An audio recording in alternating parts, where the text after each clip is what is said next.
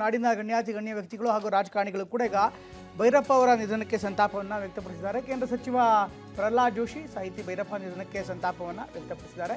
ದೇಶದ ನೈಜತೆಯನ್ನು ಪ್ರೀತಿಸುವವರಿಗೆ ನೋವಾಗಿದೆ ಅನ್ನುವಂಥ ಮಾತನ್ನ ಈಗ ಜೋಶಿ ಅವರು ಹೇಳ್ತಾ ಇದ್ದಾರೆ. ಭೈರಪ್ಪನವರು ಅವರನ್ನು ನಾನು ಹಲವಾರು ಬಾರಿ ಭೇಟಿಯಾಗಿದ್ದೇನೆ. ಈಗ ಸಾಹಿತಿ ಭೈರಪ್ಪ ನಿಧನಕ್ಕೆ ಜೋಶಿ ಅವರು ಸಂತಾಪವನ್ನು ವ್ಯಕ್ತಪಡಿಸ್ತಾ ತಮ್ಮ ಮಾತುಗಳನ್ನು ಹೇಳಿದ್ದಾರೆ. ಇನ್ನು ದಿಗ್ಗಜ ಸಾಹಿತಿ ಸಂಶೋಧಕರಾಗಿದ್ದಂತಹ ಅದ್ಭುತವಾದಂತಹ ಕಾದಂಬರಿಗಳ ಮೂಲಕ ಅತ್ಯಂತ ಜನಾನುರಾಗಿಯಾದಂಥ 25ಕ್ಕೂ ಹೆಚ್ಚು ಕಾದಂಬರಿಗಳನ್ನು ರಚಿಸಿ ಕನ್ನಡ ಸಾಹಿತ್ಯ ಲೋಕಕ್ಕಷ್ಟೇ ಅಲ್ಲ, ದೇಶದ ಸಾಹಿತ್ಯ ಲೋಕಕ್ಕೆ ಒಂದು ಬಹುದೊಡ್ಡ ಕೊಡುಗೆಯನ್ನು ಕೊಟ್ಟಂಥ ಭೈರಪ್ಪನವರು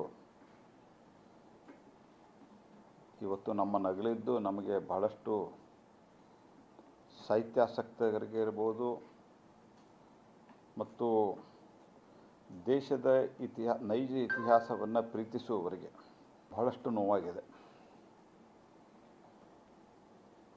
ಭೀಮಕಾಯದಿಂದ ಆರಂಭಿಸಿ ಉತ್ತರಕಾಂಡದವರೆಗೆ 25 ಕಾದಂಬರಿ ಅವರು ರಚಿಸಿದ್ದಾರೆ.